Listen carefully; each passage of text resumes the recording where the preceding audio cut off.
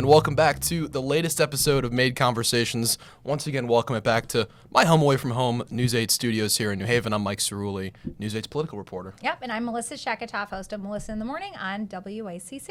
And who's this guy at the end here? We're so happy to be joined. Next guest on the show, Pete Callahan. Pete, introduce yourself. Yeah, wonderful to meet you all. Thanks so much. Appreciate it. Peter Callahan. I'm the engagement manager at Leadership Greater Hartford.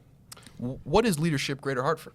We're a community-based nonprofit that really helps empower leaders to, use leadership as a skill and get better at it, right? To have a growth mindset and see, how can this is what we're going to talk about today, right? How can we improve the experience of our team and ultimately the performance of our business or organization?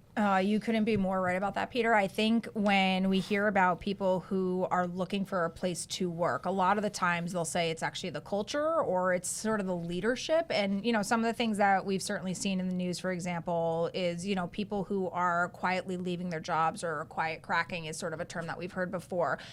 Talk about, is that something you're seeing in Connecticut or you're talking to leaders about? Yeah, so this term has just come up recently. There was a study from Talent LMS, online learning management software, that surveyed over 1,000 employees, sort of asking about their experience.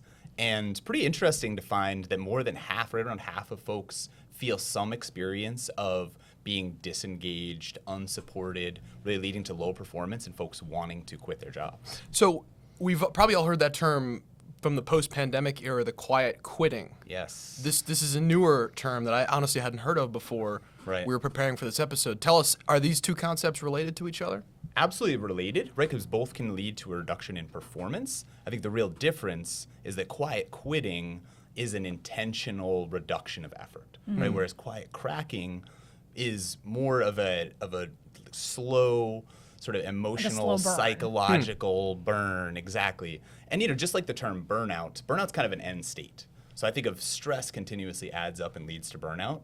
So same thing, this quiet cracking can lead to quiet quitting, but it's a little different in that folks maybe want to be contributing more and to feel a sense of engagement, but really they're lacking, again, feeling supported or really given opportunities for growth. And that can be a huge gap right now based on all kinds of factors that I'm sure we'll talk about in the market. I mean, do you feel like that is something, though, that a good leader could turn around if you have somebody who is quietly cracking? And again, you see some of the signs of, oh, wow, this person, when we hired them 2 years ago, they were motivated, they had all these ideas, but I'm slowly seeing them fade into the background. Is there a way that good leaders could reverse that course? Absolutely. I don't think we would exist at Leadership Greater Hartford if we didn't believe that was possible. And, I think the word quiet in front of both of these terms really implies how challenging it can be to see this coming. Right? It's quiet. People are not showing it for a bunch of different reasons. We'll talk about psychological safety in a little bit, and that can be one of the main ones. But absolutely, there are so many things. And honestly, part of my experience, I got out of college in 2009 and wound up taking on a sales role in a Fortune 500 company. 11 months later, found myself the general manager of a multi-million-dollar location and had no idea what I was doing. So I was really good at this one job, but then they put me in another role and gave me no training to do it and just said, all right, kid, let's see what you can do.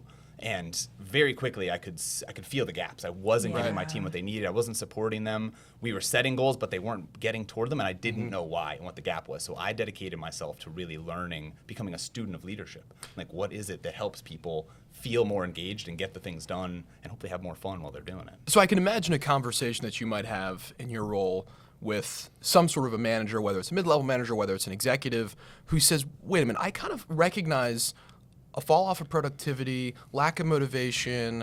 I recognize these things, but I don't necessarily see them until they get to the point where I'm looking at my end of quarter results and I'm saying, something's not going right here.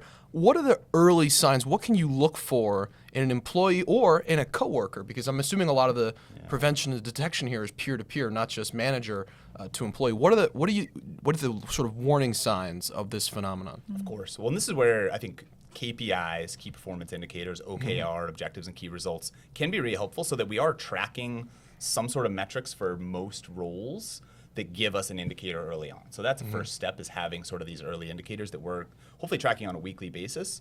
But that's sort of on the sort of metrics level. On I think a more personal level, there's all kinds of signs of people showing up late. And these are, honestly, a lot of these are signs that people... I got here a few minutes late. No offense, Mike, yeah. So there was a little bit there was traffic in the parking lot. I was gonna say, I love that. Yeah. Pete's like, shots fired. That was at you, my friend. I am making not excuses, not having to know. Right? But I mean, folks start to show it in so many different ways. Body language is a really simple one. Maybe a lack of engagement in meetings. People aren't speaking up, giving new ideas, right? And maybe people aren't applying for internal promotions for some reason, right? And I think one of the gaps is there aren't as many internal promotion opportunities, but seeing that folks really aren't looking to volunteer for extra projects, give extra effort. I feel like there was a part in there where you said psychological safety. Yes, I feel like we should do a deeper dive into that, but I think we have to take a quick break. I think we do. We'll be right back with more of Made Conversations here.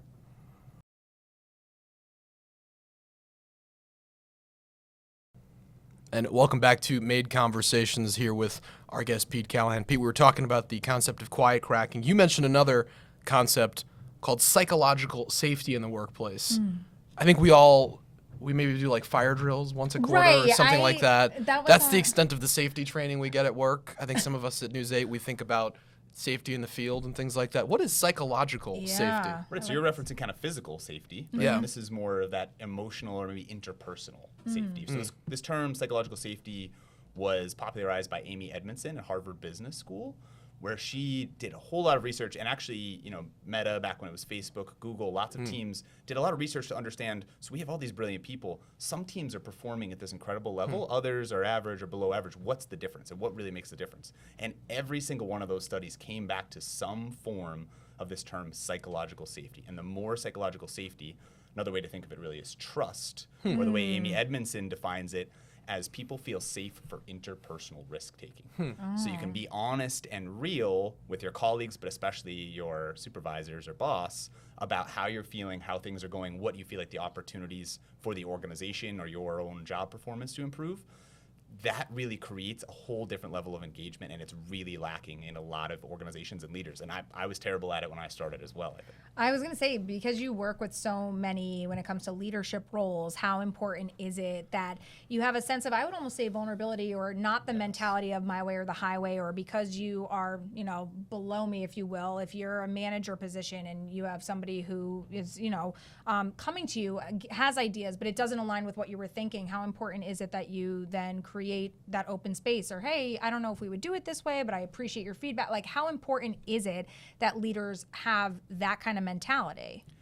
Only as important as the bottom line matters to the owner leader. Right. So this is one of those, it's sort of qualitative. It doesn't always feel as tangible, and yet it directly connects to those quantitative bottom line results. So you said 3 of my favorite words in leadership. I don't know. Talking about vulnerability, to be able to be honest and say, I don't have all the answers, but I love this term Adam Grant coined, humble confidence. So I'm open and I'm self-assured, and you can't push me over. So I don't have all the answers, and I know we can get through this as a team. I believe in you and your capacity, and I want to figure this out together. We, as the leader or the boss, don't have to have all the answers.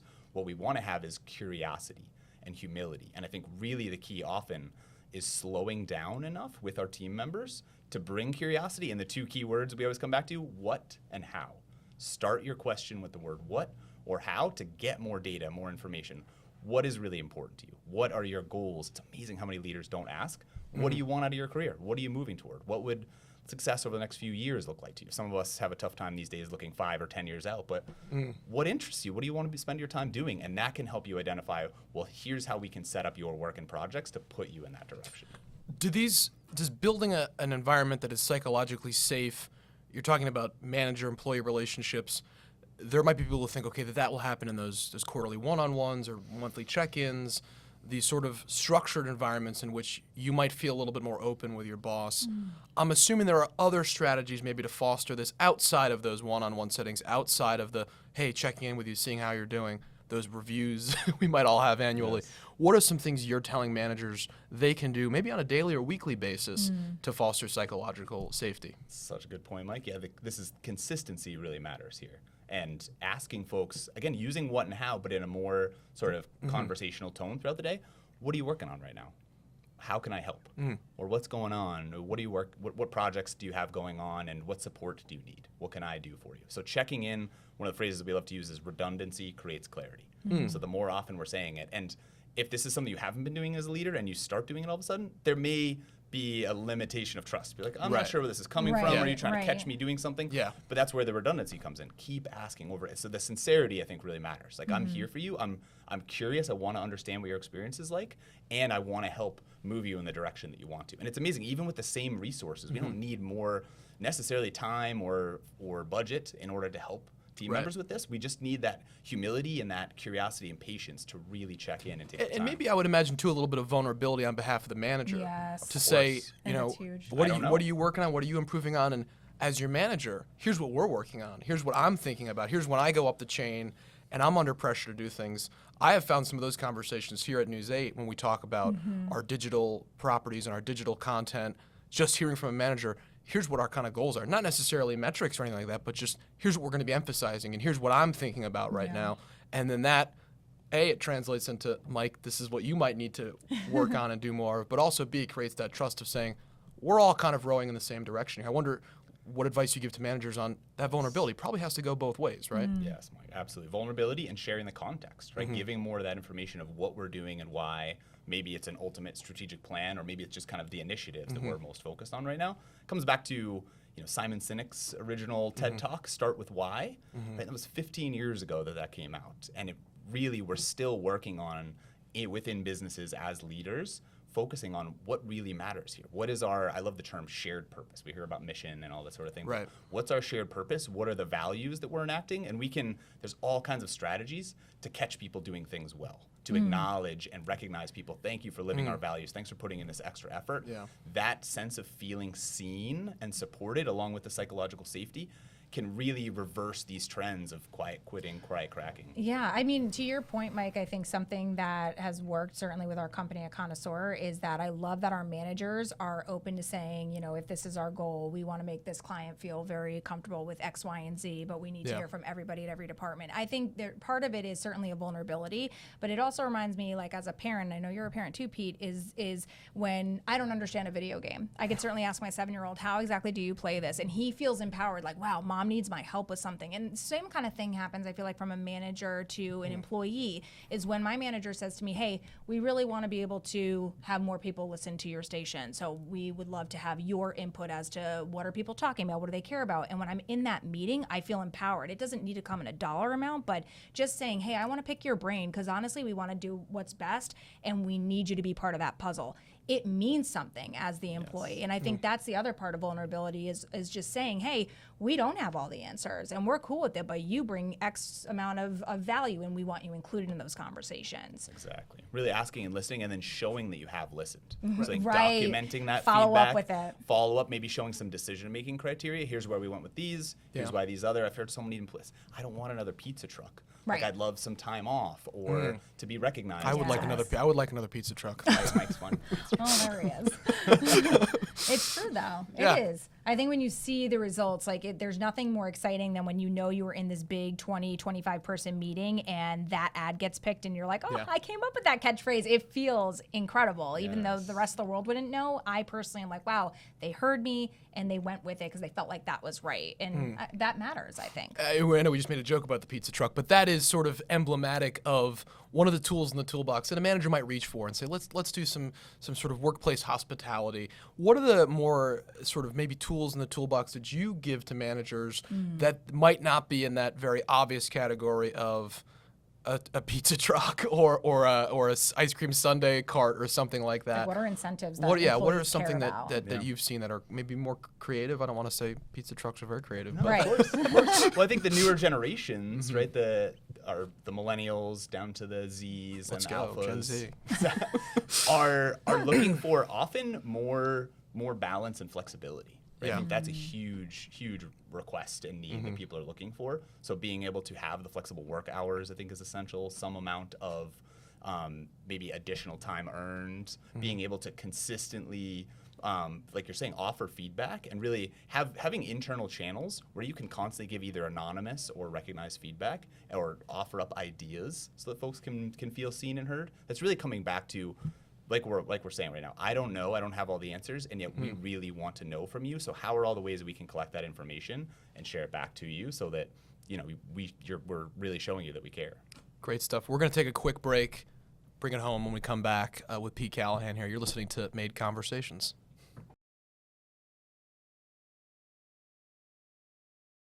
And welcome back to Made Conversations. Great conversations so far with our guest, Pete Callahan. Pete, it's story time. We've been talking about some terms.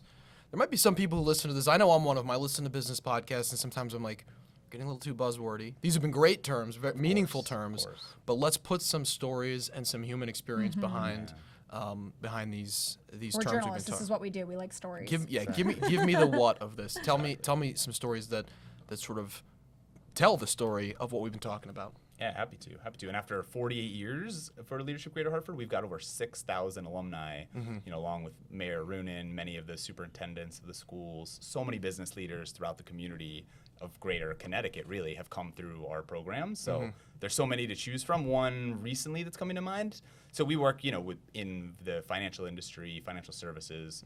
We work with lots of government teams and entities, municipalities. We're working with the town of Southington, but as well as nonprofits and different organizations. One that's really close to my heart is, of course, education. And so we're working with the leader of a specific team. I won't give them away because we'll tell a little bit about them here.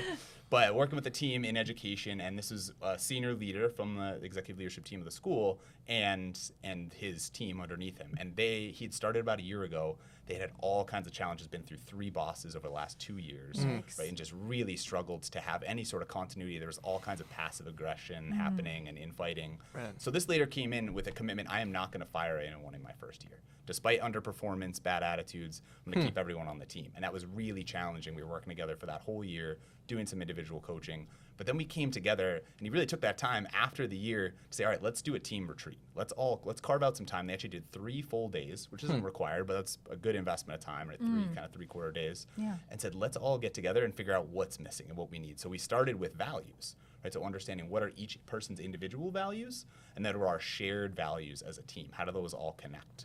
Right, and that comes to then our shared purpose. Like, why are we doing this? Right. Of course, we're raising money for the school. This is a development department, but beyond that, we're really trying to empower and educate our community and bring them up to another level. So they got really clear on that. And then their other challenge was, to our boss, we won't say his name, but we don't understand what you do all day, and you have to go report to the head of school and to the rest of the leadership team.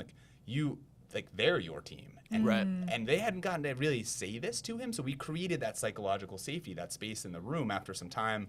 Another thing that I haven't mentioned is doing some sort of warm-up activities, right? Having a ritual with your team, or asking some sort of question to start even a 1-hour staff meeting. Like, what's, instead of just how was your weekend, right? What are you grateful for? What's something that you're really, a highlight from the last week and a challenge that you're facing? Really getting people. So we had done all that to warm them up. Then they were able to share in this time.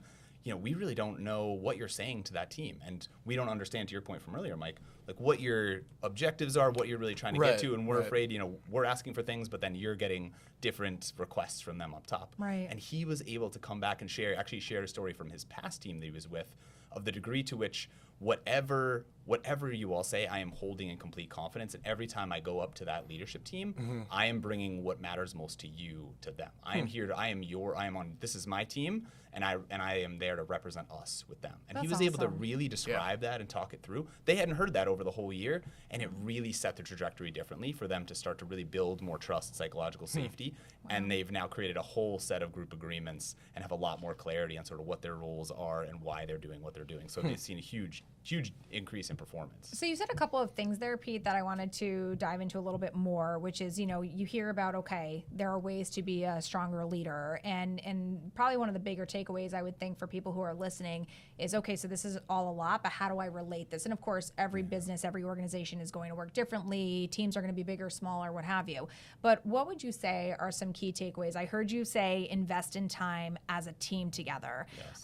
And I'm wondering if there are other things that kind of, I'd say generically, would help people be a stronger leader, especially leaders who have been in this role maybe 10, 20, 30 years, and they feel like, listen, I have a successful business. What does it matter, the culture? But we're learning that you want younger talent, and they need a good culture, more than even the paycheck. So how do you become a stronger leader, especially if this is sort of archaic to you, to change things? Definitely. And I think a lot of leaders are seeing the cost of turnover and the challenges. And one thing we haven't talked about right now is the hiring market in general. I just heard yesterday on NPR, it's taking a month longer than it was a year ago for folks who are unemployed to find a new role. Yeah. So that's continuing to be a struggle both for internal and for leaders. Yeah. So to your question, how do we start to really, prioritize these things? Right. There's all kinds of tactical things. So we've been talking about the interpersonal communication piece.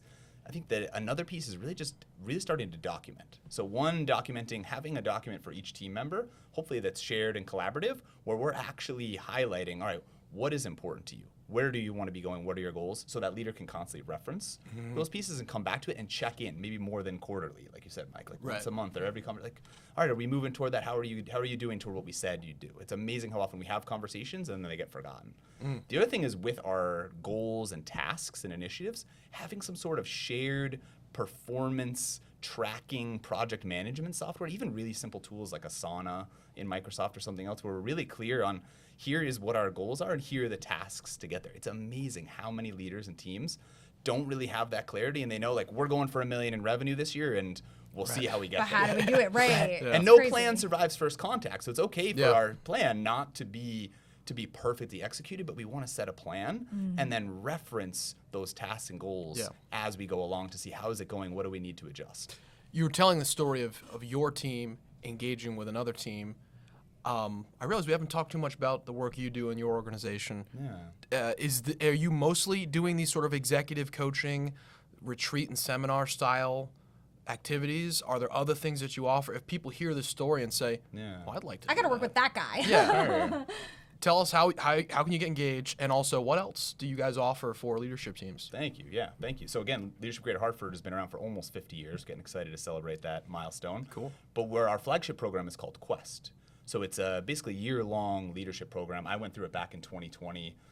Many of our existing municipal leaders have been through it in the past. Wow. Mayor Newchette Blackburn up in Windsor. She and I were in the 2020 class. It was an interesting year. But that's sort of our flagship program where folks typically mid-career, either emerging leaders or existing leaders, go through and get to interface with folks from all different industries and different organizations and build their leadership skills in task forces throughout the year as they go.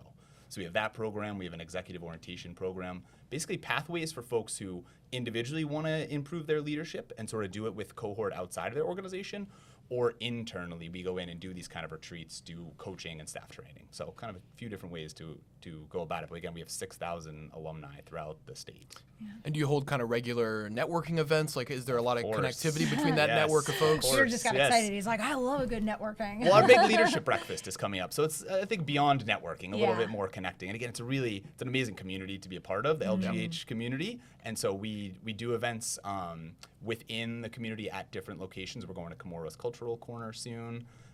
We have events both at Harry Beecher Stowe and Mark Twain House. So we're bringing people together at all different locations to try and interface and grow and see what are the trends and how can we support each other. So speaking of great events, I was just gonna say this. We got one coming up. Have you been to the You've been to the MADE events at all? You know, Anthony didn't invite me previously, so I'm really excited to You're get late to for this. work. This Anthony next doesn't invite you. These are stand-up guys, might I add. No, We're just quiet. kidding. Anthony and I are quiet. Quiet cracking. We are quiet. No, if you'd like to come to the next MADE event, it's going to be great. The focus, I believe, is reputation. I was going to say, it honestly fits perfectly into this whole conversation that we've been having, because again, we're going to have some really strong, I think, organization and business leaders, especially in Fairfield County, who are going to be, speaking at this event, connecting at this event. It fits beautifully into everything we've been talking about, because, part of the thing is when you've got younger, especially workers who are coming out of college or trying to change their career, they're going to look at the reputation of the culture, the leadership, that all fits in to them wanting to take that job and stay in that job. So that event's coming up early November. The website is Connecticut-made.com. And you can also follow the MADE group on LinkedIn. That's a great community. You'll see clips from this podcast, and I've just been scrolling through that and seeing interesting people commenting on it and things like that. And there's some articles that we just put up on psychological safety and enacting your values that are right in. You got to be a member of the group to join, so hop in there. Look on LinkedIn, everybody. Love Pete, that. thank you so much. Of course. Great thank to you be both. here. Really appreciate it. Thank you all for joining us for MADE Conversations. We hope to see you on the next MADE Conversations and at the next MADE event. Join us.